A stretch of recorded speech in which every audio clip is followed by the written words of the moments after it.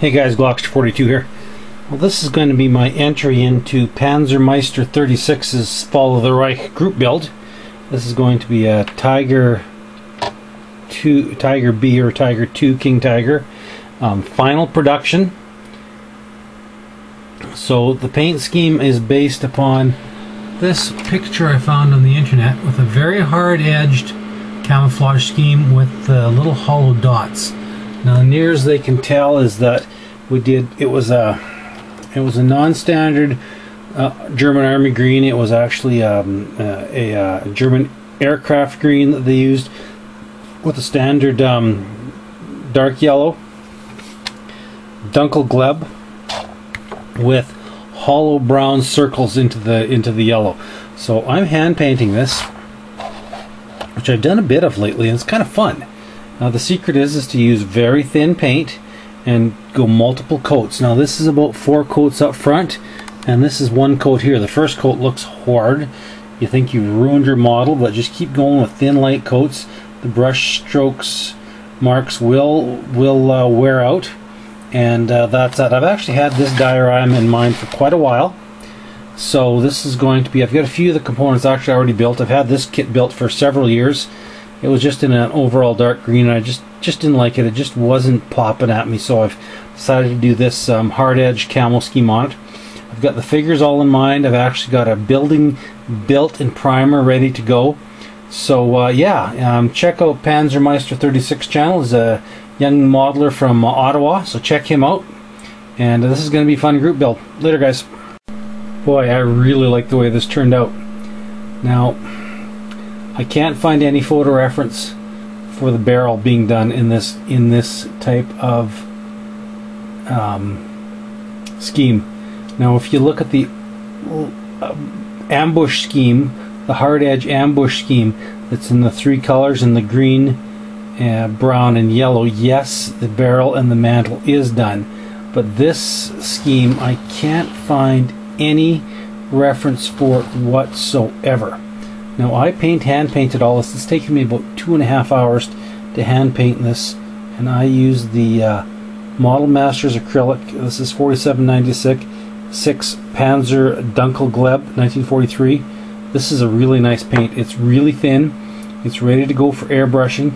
A little bit extra water to thin the paint down. So these are about 3-4 coats each on all this camouflage. I really like the way it's brought this kit to life. So the next thing I need to do on this is get the circles on. That's my next stint on this. And I've also used this excellent book, Tiger 1 Tank, and this is the final production in March of '45. This is his take on it, which is very similar. He's got a little bit less done on the turret. He's masked and airbrushed. You can see just a few areas that aren't quite as sharp, and he's used green as his circles, but I'm going to use brown as on my circles, because looking at that one photograph, it's semi-ass color. The shade, the tones and the shade looks a little bit different than the background green, so we're going to try some of the brown on it and see how that goes. So yeah, it's coming along nice. Well, I gotta tell you, I'm not quite halfway through the dots, and I liked it a lot better with just the yellow hard edge, but I'm trying to be reasonably historically accurate, and here we are. You can see dots on there. It's coming up pretty blue on this screen, but that's just the lighting. I've got a couple pictures of this one. This one is in semi-color. That's where I'm getting the brown markings from. So I'm trying to be... I don't like it.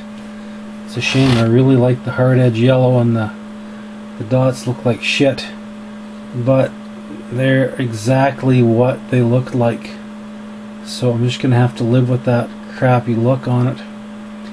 And it's not going to be super faded, because these came in, I think, on the delivered March of '45. Let me check. Alright, just checking my references. I'm turning into a rivet counter.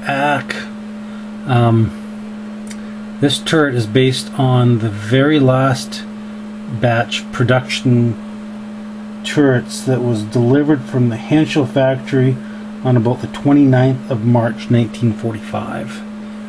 And when did the Germans surrender? April or May? So it's only could only be at the most a month old before the war is over. So it's going to get fairly light weathering. It'll get some washes and stuff to bring the highlights out, and some mud and grunge, but it just can't be weathered up. We can't have paint chips. You know, we can have a few, but the Germans use a very high quality epoxy paint. So granted, this is late war haste. Maybe I'm just overthinking this and just go with it. I tend to get a little carried away sometimes, but okay, I'm looking at my picture, and it's got a different turret than I've used. My turret is actually, the picture that I showed you there online is the turret production that was just before this one. This was the absolute last. They added more link holders, and they added these pins here, or loops, to put foliage on, and that's pretty much the only difference.